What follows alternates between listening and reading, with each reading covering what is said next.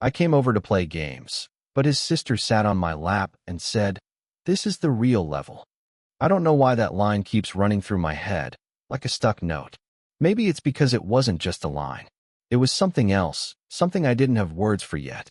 I was in the back room of the repair shop, the one with the faint smell of solder and warm electronics, where the light from a single lamp pooled over a half-disassembled console. The place was quiet, apart from the hum of the machines, and I was supposed to be here fixing controllers, not pretending I could handle whatever game Chaos's sister was planning. She leaned over the counter, waiting for me to hand her the joystick, and I froze for a second longer than I should have. Then she sat on my lap. I swear I could feel my heart misbehave before I even realized it. Her presence was this strange combination of confidence and casual ease, like she owned the air around her but didn't need to prove it. Mid-40s, sharp eyes that flicked over me like she was reading, but not judging, just observing. I felt seen, in a way that made my stomach twist. "I guess this is the real level," she repeated, smiling, and I laughed because I didn't know what else to do. I wanted to say something clever, but my mouth went dry. My hands hovered near hers on the controller, and I noticed her fingers brushing mine ever so slightly. She didn't flinch, didn't pull away. She just stayed there, like she was daring me to look away. The room felt smaller all of a sudden. Maybe it was the smell of old carpet and electronics. Maybe it was the hum of the fluorescent light. But the air between us thickened, like it was waiting for something to happen that neither of us wanted to name. She leaned back a fraction, resting her arm lightly against mine. It was such a small thing, such a trivial contact, but my chest tightened anyway. "I didn't think you'd show up," she said finally, her voice soft but firm. There was this weight behind it, like a question buried in there somewhere, something I wasn't supposed to answer out loud. Yeah," I muttered, and immediately wished I'd said more. Anything more. My hands, which had been steady for the past 10 minutes, suddenly felt clumsy. She tilted her head, that faint smile lingering like she already knew exactly what I was thinking, and maybe enjoying it. There was a pause, and in that pause, something electric passed between us. Not the kind you can name, not yet. Just awareness. I noticed the way her hair caught the lamplight, the faint scent of coffee and perfume, the way her eyes softened ever so slightly when she laughed at my fumbling joke. Every tiny gesture felt magnified, and I was painfully aware that I was paying too much attention. But I couldn't stop. When I finally pulled the controller away and set it on the table, she stayed close, leaning forward, like the air between us couldn't quite settle. And then, almost before I realized it, she brushed a strand of hair behind her ear, looked at me with that same inscrutable gaze, and said nothing. And I couldn't stop thinking about it. That glance, that pause, that brush of hair, like the beginning of something I didn't even know how to name yet. I left the repair shop later with a weird hollow in my chest, like I'd misplaced something I didn't even own, replaying every flicker of that brief encounter over and over, wishing I'd had the courage to say more, or maybe less. Because some part of me already knew. I wasn't going to forget this moment anytime soon. I didn't expect to see her again so soon. The bookstore smelled of old paper and vanilla, sun slanting across the stacks in long, golden beams. I was supposed to help her set up a small display in the back, but the second I stepped inside, it felt like I'd walked into a place suspended in time, where only she existed.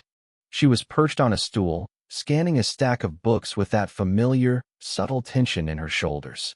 Her hair was pulled back loosely, a few strands escaping and catching the light. I noticed how tired she looked, faint lines at the corner of her eyes that softened when she smiled at the cashier passing by. She hadn't seen me yet. Need a hand?" I asked, trying to keep my voice casual, but I swear it trembled just a little. She glanced up, her expression flickering between surprise and something else, something careful, almost wary. "If you want," she said, her voice light but guarded, like she was testing the waters before letting me in. We moved around each other, arranging books and small trinkets on the shelves. I kept my eyes on her hands. How precise her fingers were when she handled a fragile paperback, the faint tremor when she reached too far. It was subtle, almost imperceptible, but I caught it, like noticing a note in a song no one else could hear. She hummed softly to herself while sorting, a quiet rhythm that made the space between us feel both intimate and impossible to cross. I wanted to ask her something, anything, but I couldn't. Instead, I watched the way her shoulders relaxed for a fraction of a second when she thought no one was looking, the way her lips pressed together when she hesitated over a title. I haven't done this in a while, she admitted finally, her eyes flicking toward me, almost apologetic. I mean, setting up a display. I forgot how much energy it takes. I nodded, trying to sound casual. It's fine. I like helping. I reached for a book at the same time she did, and our fingers brushed. It wasn't much, but I felt a spark, a quiet, almost guilty sort of electricity. She laughed softly, a sound that made my chest tighten. Not a full laugh, just enough to let me in, to let me sense she was human, tired, vulnerable. She looked away quickly, straightening her back, regaining some of her guarded composure. The afternoon light shifted across the shelves, dust motes dancing lazily in the sun. She leaned on the counter for a moment, shoulders slumped, rubbing her temple lightly. I wanted to say something comforting, but instead I just stood there, silently, noticing, waiting. Finally, she met my gaze for just a heartbeat longer than usual. Her eyes softened in a way that didn't require words, and she let out a breath that I felt in my own chest. A small smile tugged at her lips, and for an instant, the careful barrier around her cracked just enough for me to feel the pull, the gentle, forbidden energy that was starting to thread itself between us. I wanted to reach out. I didn't. Not yet. I just stayed there, watching, listening, feeling the quiet tension stretch like a string I wasn't allowed to touch. And even as I walked out later, the image of her leaning there, fragile and luminous, stayed with me, tugging at something I didn't understand and didn't think I was ready to name. Rain tapped against the window in uneven rhythms, a restless backdrop to the quiet hum of the office after hours. We were supposed to be finishing inventory, but the fluorescent light flickered above us, and everything else felt distant, like the storm had pulled the rest of the world away. She sat across from me, elbows on the desk, fiddling with a stack of papers. I noticed how her fingers lingered on the edges, how her thumb brushed the corner absent-mindedly. Small things I'd never have noticed if I weren't paying attention, and I was paying attention too much. You ever think about the things we don't say? I asked, almost before I realized it. My own words sounded ridiculous in the empty office, but she didn't laugh or roll her eyes. She just looked at me, her gaze steady and careful, like she was weighing whether it was safe to answer. Sometimes, she said softly. Then she cleared her throat, glanced away, and for a moment I thought she might leave. But she didn't. She stayed. I leaned a little closer, just to see if she'd flinch. She didn't. Not immediately. My heart hammered in a quiet panic. I wanted to reach out, to close the small space between us, but some part of me knew I shouldn't. Part of her must have felt the same hesitation because her fingers twitched slightly on the papers, a subtle barrier against me. Then my phone buzzed, breaking the tension like a jagged wire. She flinched too, eyes flicking to the screen as a message preview from someone. An ex? A friend? I couldn't tell, and I didn't ask. She answered quickly, politely, and I caught the faint shadow of annoyance, or was it guilt, cross her face. She ended the call, sighed, and shook her head. Sorry, she murmured. That was nothing. But I knew it wasn't nothing. I knew, from the way her fingers clenched the papers for a heartbeat longer than necessary, from the way her eyes avoided mine, that something lingered. Something unspoken that we both felt but couldn't name. The storm outside picked up, rain hammering harder against the glass. I noticed how the light caught the curve of her cheek, how the damp strands of hair stuck faintly to her temple. I wanted to say her name, to reach out and brush them away, but I didn't. I wanted to tell her how unfair it felt, how every small gesture pulled me closer than I had any right to be. But I stayed quiet. For a moment, we just sat there, suspended, too close to ignore, too fragile to act on. My hand itched to move, to bridge the gap. Her eyes flicked up to mine, holding mine longer than necessary, and I swear I could feel her heartbeat echoing in the hollow of my chest. I leaned a fraction forward, almost touching her shoulder. And then the printer whirred to life across the room, startling both of us. The moment snapped. She looked away, adjusting her posture, and I dropped back into my chair, heart thudding. But the memory of nearly reaching her, the brush of possibility, stayed with me. I couldn't stop thinking about it, couldn't stop wondering what would have happened if the storm had been the only sound in the world. The cafe was almost empty, just the faint hiss of the espresso machine and the occasional clink of cups. Rain still whispered against the windows outside. We'd been sitting across from each other for nearly an hour, sorting through the quiet, neither of us wanting to be the first to break it. Finally, she sighed, a long, measured exhale that seemed to carry everything she'd been holding in. "Do you ever wonder why we're doing this?" she asked, eyes fixed somewhere between the middle distance and me. I swallowed, not sure what she meant, but my chest tightened anyway. "Doing what?" I said cautiously. "This." She gestured vaguely between us, her fingers hovering over the table, not quite touching. "Sitting here, pretending it's normal, like nothing is happening. Like it's okay for me to feel." She paused, eyes flicking to mine, and I caught a glint of something raw, unguarded, confused. Her voice dropped to a whisper, and I felt it echo in my chest. Confused. That was exactly what I was. But I didn't want to admit it. Not to her. Not yet. I don't know what's normal anymore," I said finally, my hands clenching the edge of the table. "I can't stop thinking about how close we get, or what could happen if we didn't pull back." Her lips pressed together for a moment, and then she looked down, tracing a pattern on the worn wood with her fingertip. The silence stretched, heavy, unrelenting. I noticed the faint crease of her brow, the slight slump in her shoulders that made her seem smaller, more human. Vulnerable in a way I hadn't seen before. "I keep thinking I should say something," she murmured finally, voice trembling just a fraction, "but then I don't. Because I don't know if it would make things better or worse." I wanted to reach across the table, to put my hand over hers, to reassure her in a way that words could never do. But I stayed still, watching her, feeling her hesitation as a physical weight pressing against me. Her eyes met mine again, longer this time, searching. And in that glance, I saw a storm she hadn't told anyone about, a kind of quiet desperation that wasn't anger or fear, just longing she didn't know how to name. "I don't even know if I'm allowed to feel this," she said finally, voice barely audible over the rain. "And yet, here I am, feeling it anyway." I couldn't breathe. Her honesty had cracked something open, a raw nerve I didn't know existed. I wanted to say something, anything, but the words wouldn't come. All I could do was watch her, feel her, and realize that pretending wasn't an option anymore. She leaned back slightly, trembling ever so subtly, and whispered, almost to herself, "I don't think I can go back to not noticing you, not like this." And just like that, the quiet between us became deafening. Everything had changed, and nothing had happened. I never expected her to start talking about it. We were in the kitchen, washing dishes after one of her quiet dinners. Her apartment smelled faintly of garlic and rosemary, warm in a way that made it impossible to think about anything else. The faucet dripped steadily, punctuating the silence between us.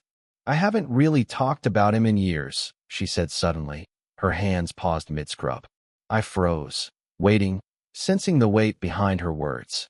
"My husband. He left. Or maybe I left. I can never quite remember which." I didn't say anything, just let the water run over my hands, feeling the tiny tremor in my own fingers. She didn't look at me, didn't meet my eyes. She never did when it got hard. "It's stupid," she continued, voice quiet but steady, "but sometimes I still hear his laugh, or the way he used to tap his fingers when he was thinking. And for a second, it feels like he's still here, like he didn't really leave me at all." I swallowed. Words lodged somewhere between my throat and my chest. I wanted to tell her I understood, wanted to remind her that I wasn't him, that I could never replace that, but I couldn't. Instead, I remembered a photograph she'd once shown me, tucked into the corner of her shelf. Her, younger, smiling with someone who had clearly meant the world to her. I had never asked about it, never wanted to push. Now, though, the silence felt unbearable. I can't stop thinking about him sometimes, she said, finally glancing up. Her eyes were softer than I'd ever seen, but they carried a strange kind of guilt too. Even now, even when I'm here, with people who care, something twisted in my chest. I wanted to reach across, to brush her hair away, to let her know that I saw her fully, not the person she pretended to be, not the armor she wore, but the hollow spots that still hurt. And I did care. I cared more than I probably should. You don't have to carry it alone, I said softly. Not here. Not with me.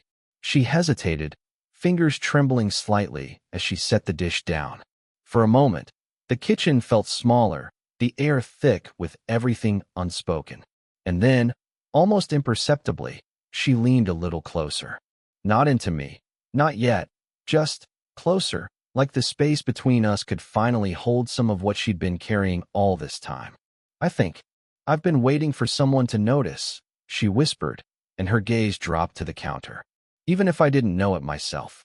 I swallowed, heart hammering in quiet, uneven rhythms. I wanted to say her name, to tell her she didn't need to wait anymore. That maybe I could be that person. But I didn't. Instead, I just stayed there, letting her breathe, letting her presence pull at something inside me I hadn't been prepared to feel. And as I watched her finally close her eyes for a second, a tiny exhale escaping her lips, I realized the shift had already happened. Quietly, internally, seismic. Something between us had moved, and nothing would ever feel the same again. We ended up on the rooftop that evening, the city humming softly below us, neon lights reflecting in puddles from a rain that had finally stopped. She leaned against the railing, hands tucked into the pockets of her coat, and I stood close enough to feel the warmth radiating from her without touching. We didn't speak for a long time. Words felt unnecessary. I noticed the way she tilted her head slightly, letting the wind tousle her hair, and how her eyes softened when she looked at the horizon. Something in her stance said more than anything either of us could have said aloud. This was real, fragile, inevitable. She started, then stopped, shaking her head. Her hand brushed mine as she adjusted her coat, accidental but deliberate enough to make my chest tighten. I didn't pull away. I couldn't. The small contact grounded us, made the quiet between us feel like it had a heartbeat. Nothing needs to be said, I murmured, voice low, almost for her alone. She glanced at me, and there was that faint smile again, the one that held relief, recognition, and something that almost scared me with its honesty. She leaned back against the railing fully now, letting out a breath I hadn't realized she was holding. I took a careful step closer and, without thinking, rested the back of my hand lightly against hers. The electricity wasn't dramatic or movie perfect. It was gentle, slow, an acknowledgement of everything we had skirted around for weeks. We stayed like that, side by side, fingertips brushing, watching the city shift beneath us. The hum of cars, distant voices, neon reflections. It was ordinary, mundane, yet extraordinary. Somehow, being there with her, quiet and unspoken, made every awkward pause, every near-miss confession, every stolen glance worth it. I don't know what comes next, she admitted finally, voice barely above the wind. Not a complaint, not a question, just honesty. I nodded. Neither do I said, keeping my hand close but not forcing contact, letting it hover near hers. But I'm here. That's something. Her lips curved upward, a faint, tired smile, the kind that hinted at all the walls she'd built and now quietly let me see over. She shifted slightly, brushing her forehead ever so gently against the side of my head. Just a touch. Just enough. We didn't speak again. We didn't have to. The city stretched out beneath us, endless and alive. But up here, in this fragile bubble of shared space, everything felt contained, understood. No dramatic declarations, no sudden leaps, just presence, and a mutual, unspoken decision to exist together in this moment. And as the neon glow flickered across her face, illuminating the lines, the faint shadows under her eyes, I realized, this, quiet, deliberate, earned, is the closest thing to love I had ever known. She let out a soft sigh, and I felt it in my own chest. A final exhale that sealed something neither of us needed to name. The city kept humming below us. We stayed there, hand to hand, watching it all, and I knew it would never be the same again. It's been months since that night on the rooftop. I still think about her sometimes. The way the city looked behind her, how quiet she could be, how loud her presence made the world feel. But thinking about it now, from the messy, ordinary present, it feels different. Softer, less urgent, more earned. We still see each other. Not every day, not every hour, but enough that the silence between us is no longer heavy or tense. It carries a warmth I didn't expect. She laughs more easily now, and I catch the way her eyes soften when she notices me noticing her. I've learned to slow down, to read the small signs, to exist in that quiet space that doesn't need labels or promises. I've changed too. I notice patience where I used to feel impatience. I notice gratitude where I used to feel guilt. I notice her, not as some unattainable presence hovering over me, but as someone who is here, present, and quietly human. Vulnerable and confident all at once. We've never defined it. We don't need to. There's no dramatic declaration, no storybook ending. But there is this, a recognition of what matters, a mutual understanding that some bonds aren't built on fireworks, but on the slow accumulation of moments, gestures, and quiet honesty. I remember her brushing my hand lightly during that first night of confession, the way she let herself lean in for just a fraction of a second. That moment has stayed with me, not as a thrill or a temptation, but as proof that real connection doesn't need grand gestures. It needs patience, presence, permission to be seen. Even now, when we part ways after a long afternoon or an evening spent talking quietly in the kitchen, there's a lingering awareness of each other's space, each other's lives. And in that awareness, there's trust, comfort, something more permanent than a flash of passion could ever give. I guess that's what I've learned. Love doesn't always announce itself. Sometimes it arrives quietly, in stolen glances, small touches, shared silences.